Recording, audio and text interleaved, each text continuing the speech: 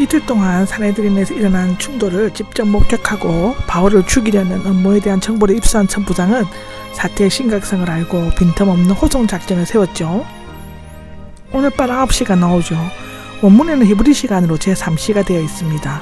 유대인들의 폭력성과 집요함을 잘 아는 천부장은 암살단이 눈치채지 못하도록 캄캄한 밤에 서둘러 호송하려고 했습니다. 바울 한 사람은 호송하는데 군인 200명, 기병 70명, 장군, 즉 오른손에 가진 자라는 뜻으로 오른손에 창이나 무기를 든 자들이 200명이 동원되었다고 하죠. 천부장은 결사적인 암살당 40명이 매복할 것이라는 사실과 예루살렘 성 전체가 여전히 반바울적이라는 사실에 근거하여 로마 시민을 안전하게 호송하려면 적어도 470명의 군인이 필요하다고 생각했던 것 같습니다. 예루살렘에서 가이사라까지는 약 90km인데 50km 지점에 있는 안드바드라까지는 보병이 호위한 후 되돌아오고 그 다음 기병이 계속 호송하도록 했습니다. 바울이 짐승 즉 말이나 노새를 타고 간 기록은 이곳이 처음인데 바울에 대한 천부장의 세심한 배려와 관심이 돋보이죠. 가이사라는 사마리아와 유대에 통치한 로마의 행정부가 있는 곳이며 로마 총독이 주재하였습니다. 바울은 총독 벨릭스에게 보내진 것은 로마 시민권자였을 뿐만 아니라 유대인들의 폭동과 연관된 심각한 사건이 있었기 때문이죠. 벨릭스 총독은 본래 동생과 함께 글라우디오 황제의 어머니의 노예였지만 자유민이 되었어 이름을 안토니우스 벨릭스라고 지었다고 합니다. 동생과 대제사장 요나단의 도움으로 글라디오스 황제에 의해 유대 총독으로 임명되었고요. 그 기간이 AD 52년에서 58년이라고 합니다. 잔인하고 엄탕하고 노예의 기질로 폭군의 권력을 휘두른 자였다고 하고요. 그는 세 여자와 결혼할 정도로 엄탕했다고 합니다. 부패한 정치가로 소문나 있었고 유대인과의 관계도 좋지 않았습니다. 바울에게는 뇌물을 바라고 자주 불렀다고 합니다. 편지를 써주었다라고 되어 있는데 바울 당시의 주요 통신수단은 편지를 쓰는 것이었죠. 바울이 각 교회에 써보낸 편지는 여러 사람이 돌아가면서 읽는 회람 편지였으며 때로는 손으로 필사해서 복사되고 보관되기도 했다고 합니다. 그 편지들은 영감에 의해 기록되었으므로 오늘날 우리가 가진 성경이 되었죠. 글라우디오 루시아가 나옵니다. 여기에서 천부장의 이름을 밝혀지고 있는데 글라우디아는 로마 이름이며 그를 통치 때로 로마 시민권을 취득했음을 암시하는데 루시아는 헬라인임을 나타냅니다. 지극히 존귀하시는 원래 로마의 원로원 의원 다음 서열에 속하는 기사계급을 가리키는데 사용되었다고 하고요. 벨릭스는 기사가 아니므로 이 칭호를 받을 자격이 없었지만 외고적인 종교의 표시로 루시아가 불렀을 것입니다. 때로 이 칭호는 자기보다 높은 지위에 있는 사람을 부를 때에도 사용되었는데 누가복음의 수신자가 데오빌로라고 불리운 것은 그가 매우 중요한 위치에 있던 사람임을 추측게 하는 것입니다. 여기 문안드립니다는 당시의 편지 형식은 첫 번째는 바시니, 두 번째는 수시니, 세 번째로는 문안하는 말로 시작하였다고 합니다. 신약 성경 서신 부분에도 히브리어서와 요한 1서를 제외하고는 거의 이 형식을 따르고 있다고 기록되어져 있습니다.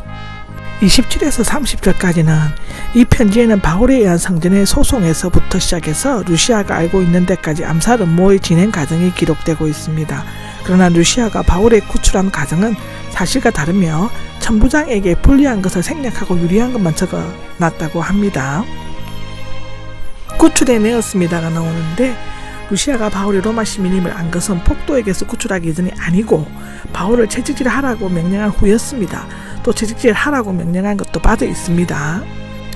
그를 데리고 내려갔습니다가 나오는데 천부장이 바울을 결박한 것은 만일의 사태로 인해 자신에게 불이익이 돌아올까봐 무리들의 소요 사태를 일단 진정시키기 위함이었습니다. 그런데 본문은 자신이 먼저 사태의 진상을 파악하기 위해 공회로 내려갔다고 사실과는 다르게 둘러대고 있습니다. 감옥에 갇힐 만한 죄는 하나도 없다입니다. 천부장은 사태의 본질을 정확히 파악하였으며 사실상 무죄임을 확신하였습니다. 이것은 고린도에서 아가야 총독이었던 갈리오가 취했던 태도나 견해와 동일한 것입니다. 그러나 그는 유유부단했던 빌라도처럼 자신의 안위가 출세를 위해 바울을 석방하지 않고 벨릭스 총독에게 넘기기로 결정하였습니다. 고발한 자들에게도 아마도 바울은 호송하는 군인들이 안전하게 예루살렘에 빠져나간 후 알리려고 했을 것이죠. 안디바드리가 나오는데 예루살렘에서 50여 킬로미터 떨어진 곳에 있으며 유대와 사마리아 사이에 있는 로마 군대의 주군지였다고 하는데요. 원래 이름은 카파르사바였지만 헤롯 대왕이 재건하여 아버지 안티파터의 이름을 따서 명명하였다고 합니다.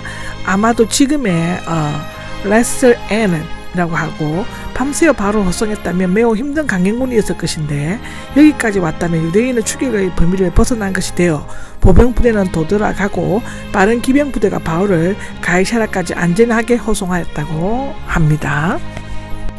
여기 넘겨주었다가 나오는데 출석하다 대두다 넘겨주다의 제1보존 가거형으로서 누군가를 재판관 앞으로 출두시킬 때 사용된다고 하고 로마서 14장 10절에는 말하고 있습니다. 기병들은 바울을 총독에게 넘겨주어 재판을 받게 하였다는데 아마도 가이사랴에 있는 바울의 동료들 빌립과 그의 딸들 그리스도인들은 그에 대한 예언을 빨리 이루어진 것을 보고 놀랐을 것입니다. 34절은 어느 지방 사람이냐가 나옵니다. 당시 로마 제국은 넓은 영토를 다스리기 위해 그 지역의 특수성에 따라 행정구역의 여러 형태로 나누어 통치하였다고 하는데 즉 황제의 영지나 직할지 또는 원로원의 영지, 지방 총독의 속주 등이었는데 출생지에 따라 재판은 관할권도 달라질 수가 있었다고 합니다. 길리기아는 황제의 영지이고 수리와 가나리였으므로 벨릭스는 자기 소관임을 알고 재판을 진행시키려고 했죠. 헤롯 관저는 원래는 헤롯 대왕이 가이사랴에 크게 지은 궁전이었습니다. 후에 로마 총독의 관저나 사령부로 사용되었다고 하는데 총독의 관저로 사용될 때는 예루살렘의 임시 관저처럼 브라이도니온이라고 불렀다고 마가복음 15장 16절에는 말하고 있죠. 헤롯의 관저는 요새 역할도 하고 재판 장소로 사용되기도 했으며 지하에는 감옥이 있었다고 합니다. 바울은 로마 시민이었으므로 재판도 받지 않은 상태였으며 또 루시아의 편지에 무죄임을 적혀 있었으므로 벨릭스는 그를 가벼운 구금 상태로 가두어 두었을 것입니다.